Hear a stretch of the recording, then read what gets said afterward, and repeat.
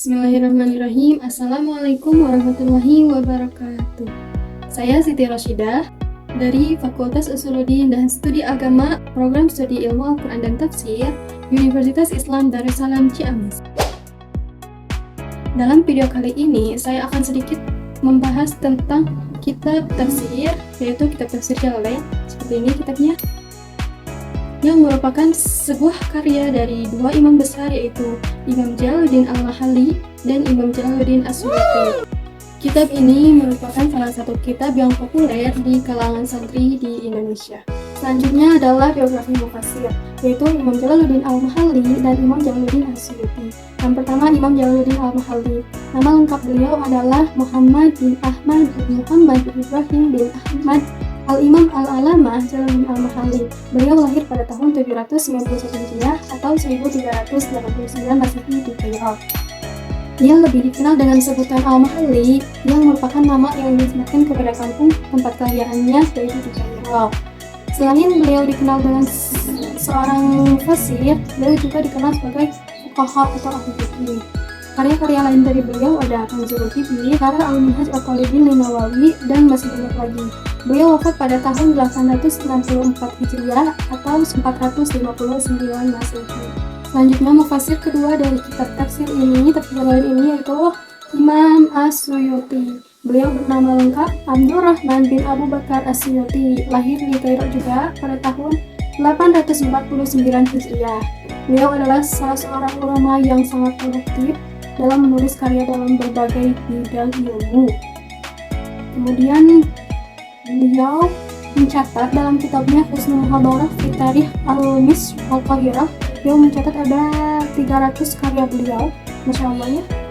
Sedangkan menurut Ibnu Iyas, sampai akhir hayatnya beliau ada 600 karya dalam berbagai bidang ilmu. Selain ilmu tafsir, beliau juga menulis dalam bidang nahwu, fikih, hadis, tarikh, dan lain sebagainya. Salah satu kitab yang populer yaitu kitab Jalalain ini sendiri ya tentunya. Kemudian Al-Itqan fi Ulumul Quran. Kemudian ada Ad-Dibaj ala Tashihi Muslim bin Hajjaj, dan masih banyak lagi. Imam As-Suyuti meninggal pada tahun 911 Hijriah di Kairo, Mesir.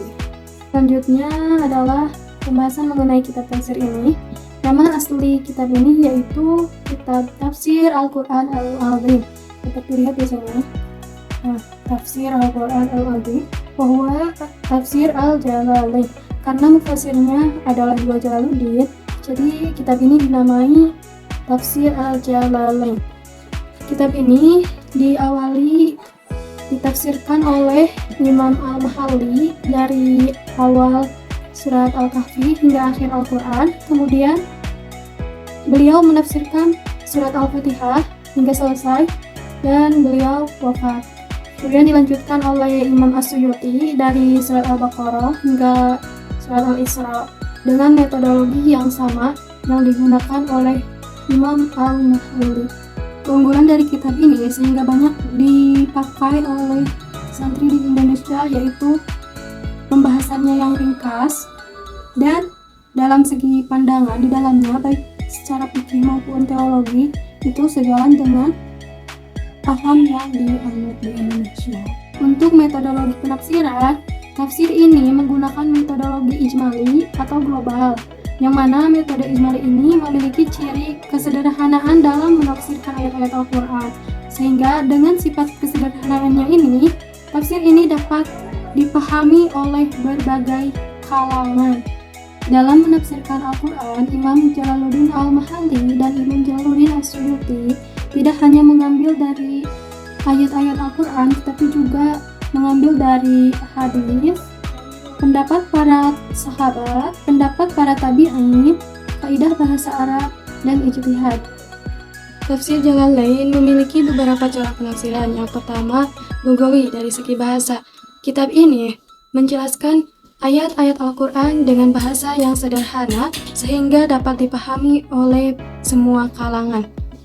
Yang kedua, fikih. Beberapa ayat mengenai hukum juga dijelaskan meskipun dengan bahasa yang singkat dan langsung. Yang ketiga merupakan salah satu kekuatan utama tafsir ini, yaitu kesederhanaannya dalam menyampaikan makna.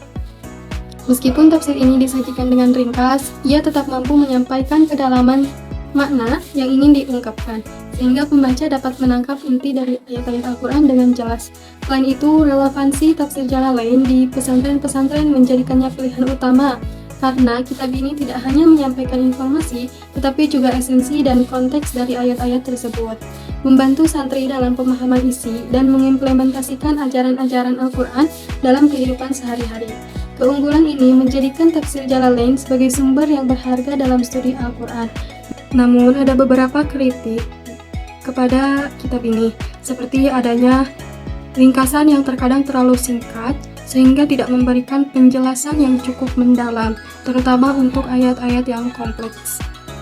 Contohnya dalam Quran Surat Al-Baqarah ayat 183 yang berbunyi, A'udzu billahi minasy syaithanir rajim. Ya ayyuhalladzina amanu kutiba alaikumus shiyamu kama kutiba alal ladzina min qablikum la'allakum tattaqun. Yang artinya, hai orang-orang yang beriman, diwajibkan atas kamu berpuasa sebagaimana diwajibkan atas orang-orang sebelum kamu supaya kamu bertakwa. Maksud dari ayat ini adalah ya ayyuhalladzina amanu kutiba. Kutiba di sini berarti dituliskan. Dalam maksudnya yaitu furido, difardukan. Kemudian la'allakum tattaqun, supaya kamu bertakwa. Maksudnya menjaga diri dari maksiat, karena puasa itu dapat membendung syahwat yang merupakan dasar dari maksiat, pangkal utama dari maksiat. Sekian pembahasan dari saya mengenai kitab tafsir Jalalain. Semoga bermanfaat. Syukran ala ihtimamikum. Wassalamualaikum warahmatullahi wabarakatuh.